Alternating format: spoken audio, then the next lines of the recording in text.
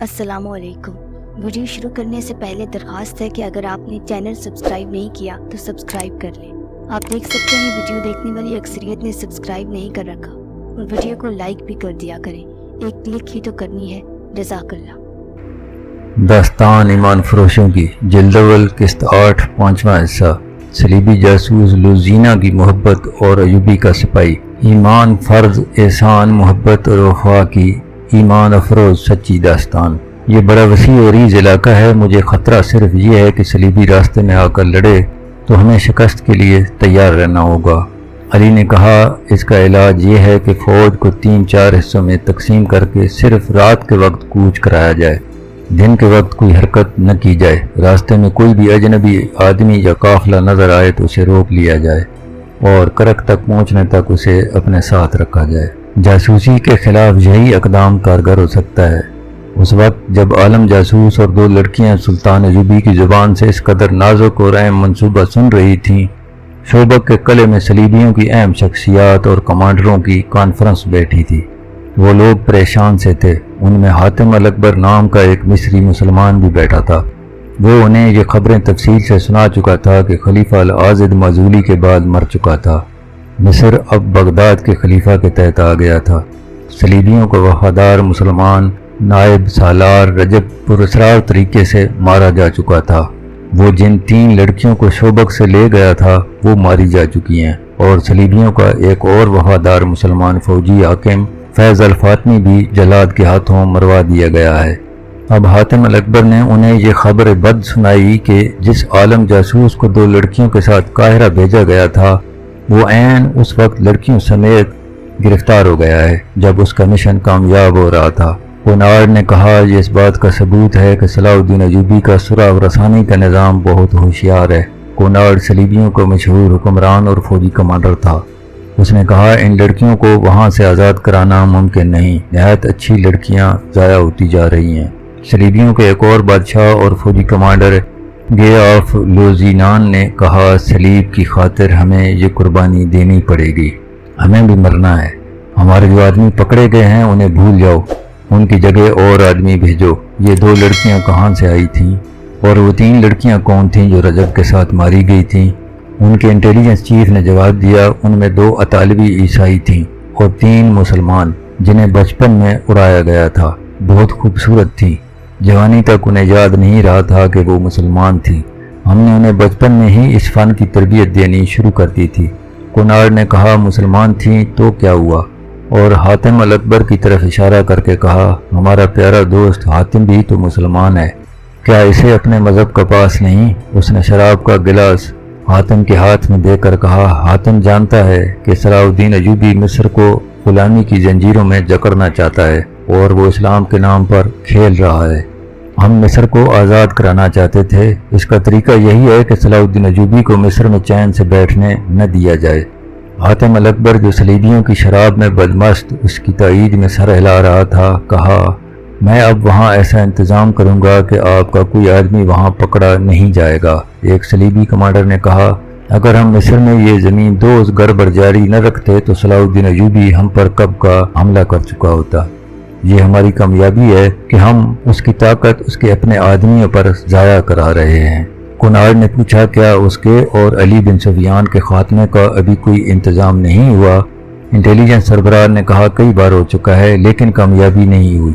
دونوں پتھر قسم کے انسان ہیں، نہ شراب پیتے ہیں نہ لڑکیوں کے شوقین ہیں، اس لیے نہ انہیں شراب میں کچھ دیا جا سکتا ہے نہ عورت کے ہاتھوں مروایا جا سکتا ہے۔ اب کامیابی کی توقع ہے۔ ایوبی کے باڈی گارڈز میں 4 آدمی فدائی ہیں، انہیں میں نے بڑی چابک دستی سے وہاں تک پہنچایا ہے۔ جب بھی موقع ملا وہ دونوں کو یا ایک کو ختم کر دیں گے۔ گے آف لوزینان نے پوچھا، کیا ہمارے ہاں ایوبی کے بھیجے جاسوس ہیں؟ انٹیلیجنس سربراہ نے کہا، یقیناً ہے۔ جب سے ہم نے مصر میں اور ادھر شام میں جاسوسی اور تخریب کاری کا سلسلہ شروع کیا ہے، صلاح الدین نے بھی اپنے جاسوس ہمارے ہاں بھیج دیے ہیں۔ ان میں سے 2 پکڑے گئے ہیں، وہ اذیتوں سے مر گئے ہیں مگر اپنے کسی تیسرے ساتھی کی نشاندہی نہیں کی۔ ان کی کامیابی کس حد تک ہے؟ بہت حد تک۔ کرک میں ہماری رسد کو جو آگ لگی تھی جس میں آدھی رسد جل گئی اور 11 گھوڑے بھی زندہ جل گئے تھے، وہ ایوبی کے تخریب کار جاسوسوں کا ہی کام تھا۔ میں آپ کو یہ بھی بتا سکتا ہوں کہ ہماری جنگی کیفیت اور اہلیت کی پوری معلومات صلاح الدین ایوبی کو ملتی رہتی ہے۔ اس کے جاسوسوں کو خراج تحسین پیش کرتا ہوں کہ جان پر کھیل جاتے ہیں اور کام پوری دیانتداری سے کرتے ہیں۔ ان میں بہت دیر اس مسئلے پر بحث ہوتی رہی کہ مصر اور شام میں تخریبی کارروائیوں کو کس طرح تیز اور مزید تباہ کن کیا جا سکتا ہے۔ حاتم الاکبر انہیں سلطان ایوبی کی حکومت کی کمزور رگیں اور مضبوط پہلو بتا رہا تھا۔ آخر فیصلہ ہوا کہ حاتم الاکبر کو کچھ آدمی اور 2-3 لڑکیاں دی جائیں۔ اس وقت سلطان ایوبی اپنے 2 نائبین اور علی بن سفیان کو اپنے اس منصوبے سے آگاہ کر رہا تھا کہ وہ کرک پر حملہ کرے گا۔ اس نے 20 روز بعد کا دن بتایا جب اسے فوجوں کو کوچ کرانا تھا۔ یہ تمام تر منصوبہ عالم جاسوس اور لڑکیاں ساتھ والے کمرے میں سن رہی تھیں۔ عالم لڑکیوں کے ساتھ افسوس کر رہا تھا کہ انہیں بڑا راز معلوم ہو گیا ہے، مگر اسے شعبت تک نہیں پہنچا سکتے۔ ایک لڑکی نے کہا، میں کوشش کروں گی صلاح الدین ایوبی مجھے پسند کر لے، اگر تھوڑی سی دیر کے لیے بھی وہ مجھے اپنے ساتھ تنہائی میں رکھ لے تو میں اس سے رہائی پا لوں گی، مجھے امید ہے کہ میں اس کی عقل پر قبضہ کر لوں گی۔ عالم جاسوس نے کہا، معلوم نہیں اس نے ہمیں کیوں بلایا ہے، تم دونوں یاد رکھو اگر وہ تمہیں اکیلے اکیلے بلائے تو دونوں کوشش کرنا کہ اسے حیوان بنا سکو، اگر وہ شراب پیے تو تم جانتی ہو کہ اسے کتنی پلا کر بے ہوش کیا جا سکتا ہے، وہ بے ہوش ہو جائے تو فرار کا طریقہ تم جانتی ہو اور دونوں کو معلوم ہے تمہیں کس کے پاس پہنچنا ہے، اس کا گھر مسجد کے بالمقابل ہے۔ ایک لڑکی نے کہا، میں جانتی ہوں، مہدی آبادان۔ عالم جاسوس نے کہا، اگر تم مہدی تک پہنچ گئیں تو وہ تمہیں شوبک پہنچا دے گا، میرے فرار کا تو سوال ہی پیدا نہیں ہوتا، تم نے ایوبی کا منصوبہ سن لیا ہے۔ کوچ کی تاریخ یاد رکھو، راستہ یاد کر لو، کوچ رات کے وقت ہوا کرے گا، دن کے وقت اس کی فوج کوئی حرکت نہیں کرے گی، حملہ کرک پر ہوگا۔ مجھے امید ہے کہ یہ اطلاع قبل الوقت پہنچ گئی تو ہماری فوج ایوبی کو راستے میں روک لے گی۔ ایوبی اسی صورتحال سے ڈرتا ہے۔ شعبت میں جا کر یہ خاص طور پر بتانا کہ ایوبی کھلے میدان میں آمنے سامنے نہیں لڑنا چاہتا کیونکہ اس کے پاس فوج کم ہے۔ سلطان ایوبی کے کمرے سے ایسی آوازیں آئیں جیسے اجلاس ختم ہو گیا ہو اور نائبین باہر جا رہے ہوں۔ عالم اور لڑکیاں فوراً اس جگہ سرک گئیں جہاں انہیں بٹھایا گیا تھا۔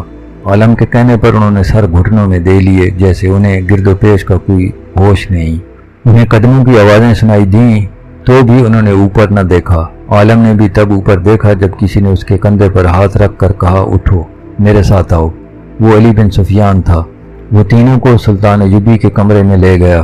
سلطان ایوبی نے عالم جاسوس سے کہا، میں تمہارے علم اور تمہاری ذہانت کی داد دیتا ہوں، ان کی زنجیریں کھول دو اور تم تینوں بیٹھ جاؤ۔ علی بن سفیان باہر نکل گیا۔ سلطان ایوبی نے عالم سے کہا، لیکن تم علم کو کس شیطانی کام میں استعمال کر رہے ہو؟ اس کی بجائے تم یہاں آ کر اپنے مذہب کی تبلیغ کرتے تو میں تمہاری قدر دل کی گہرائیوں سے کرتا کہ تم اپنے مذہب اور اپنے نبی کی خدمت کر رہے ہو۔ کیا تمہارے مذہب میں یہ روا ہے کہ تم دوسرے مذہب کی عبادت گاہ میں اس کے مذہب میں جھوٹ شامل کرو؟ کیا تمہارے دل میں اپنی مقدس صلیب کا، حضرت عیسیٰ علیہ السلام کا اور قماری مریم کا یہ احترام ہے کہ جھوٹ اور ابلیسیت جیسے کبیرہ گناہ کر کے تم ان کی عبادت کرتے ہو؟ عالم نے کہا، یہ جھوٹ میرے فرائض میں شامل ہے، میں نے جو کچھ کیا مقدس صلیب کے لیے کیا۔ سلطان نے کہا، تم کہتے ہو کہ تم نے انجیل اور قرآن کا گہرا مطالعہ کیا ہے، کیا ان دونوں میں سے کسی ایک کتاب میں بھی انسان کو یہ اجازت دی گئی ہے کہ اس قسم کی نوخیز لڑکیوں کو بدکاری کی راہ پر ڈالو اور غیر مردوں کے پاس بھیج کر اپنی مطلب براری کرو؟ کیا انجیل نے تمہیں کہا ہے کہ صلیب کی خاطر اپنی قوم کی بیٹیوں کی عظمت دوسروں کے حوالے کر دو؟ کیا تم نے کسی مسلمان لڑکی کو قرآن اور اسلام کے نام پر اپنی عصمت غیر مردوں کے حوالے کرتے کبھی دیکھا ہے؟ عالم نے کہا، اسلام کو میں عیسائیت کا دشمن سمجھتا ہوں، مجھے جو زہر ہاتھ آئے گا اسلام کی رگوں میں ڈالوں گا۔ سلطان نے کہا، تم اتنے میٹھے زہر سے چند ایک مسلمانوں کے کردار کو ہلاک کر سکتے ہو، اسلام کا تم کچھ نہیں بگاڑ سکو گے۔ ایوبی نے لڑکیوں سے پوچھا، تم کس خاندان کی بیٹیاں ہو؟ معلوم ہے تمہیں؟ اپنی اصلیت جانتی ہو تو بتاؤ۔ دونوں خاموش رہیں۔ سلطان ایوبی نے کہا، تم نے اپنی پاکیزگی ختم کرا لی ہے، اب بھی تم کسی باعزت گھر کی قابل احترام بیویاں بن سکتی ہو۔ ایک لڑکی نے کہا، میں قابل احترام بیوی بننا چاہتی ہوں، کیا آپ مجھے قبول کریں گے؟ اگر نہیں تو مجھے کوئی باعزت خامن دے دیں، میں اسلام قبول کر کے گناہوں سے توبہ کر لوں گی۔ سلطان ایوبی مسکرایا اور کچھ سوچ کر کہا، میں نہیں چاہتا کہ اس عالم کا علم جلاد کی تلوار سے خون میں ڈوب جائے، اور میں نہیں چاہتا کہ تم دونوں کی جوانی اور حسن میرے قید خانے میں گلتا سڑتا رہے۔ سنو لڑکی، تم اگر واقعی گناہوں سے توبہ کرنا چاہتی ہو تو میں تمہیں تمہارے ملک بھیج دیتا ہوں، لیکن وہ تمہارا نہیں، ہمارا ملک ہے۔ میں ایک نہ ایک دن اپنا ملک تمہارے بادشاہوں سے لے لوں گا۔ تم جاؤ اور کسی کی بیوی بن جاؤ، میں تم تینوں کو رہا کرتا ہوں۔ تینوں یوں بڑکے جیسے انہیں سوئیاں چبھو دی گئی ہوں۔ اتنے میں علی بن سفیان لوہار کے ساتھ کمرے میں آیا اور تینوں کی زنجیریں کھول دی گئیں۔ سلطان نے کہا، علی، میں نے انہیں رہا کر دیا ہے۔ علی بن سفیان کا رد عمل بھی وہی تھا۔ وہ کتنی ہی دیر سلطان ایوبی کا منہ دیکھتا رہا۔ سلطان نے کہا، انہیں 3 اونٹ دو اور 4 مسلح گھوڑ سوار محافظ ان کے ساتھ بھیج دو، ذہین اور دلیر محافظ جو انہیں شوبک کے قلعے میں چھوڑ آئیں۔ راستے کے لیے سامان دو اور آج ہی انہیں روانہ کر دو۔ اس نے عالم سے کہا، وہاں جا کر یہ غلط فہمی نہ پھیلا دینا کہ سلطان ایوبی جاسوسوں کو بخش دیا کرتا ہے۔ میں انہیں دانے کی طرح چکی میں پیس پیس کر مارا کرتا ہوں۔ تمہیں صرف اس لیے رہا کر رہا ہوں کہ تم عالم ہو۔ تمہیں موقع دے رہا ہوں کہ علم کا روشن پہلو دیکھو، تمہاری نجات اسی میں ہے۔ سورج ابھی غروب نہیں ہوا تھا جب انہیں اونٹوں پر سوار کر کے 4 محافظوں کے ساتھ روانہ کر دیا گیا۔ محافظ خاص طور پر منتخب کیے گئے تھے۔ اس انتخاب کی 2 وجوہات تھیں۔ ایک یہ کہ راستے میں ڈاکوؤں کا خطرہ تھا، دوسری یہ کہ انہیں صلیبی کمانڈروں کے سامنے جانا تھا۔ وہ خوب روح اور وجی تھے۔ اونٹ اور گھوڑے بھی نہایت اچھی قسم کے بھیجے گئے تھے، مگر سب حیران تھے کہ سلطان ایوبی نے یہ فیاضی کیوں کی ہے۔ دشمن کو بخش دینا اس کا شیوا نہیں تھا۔ علی بن سفیان نے پوچھا تو بس اتنا کہا، علی، میں نے تمہیں کہا تھا کہ میں ایک جوا کھیلنا چاہتا ہوں۔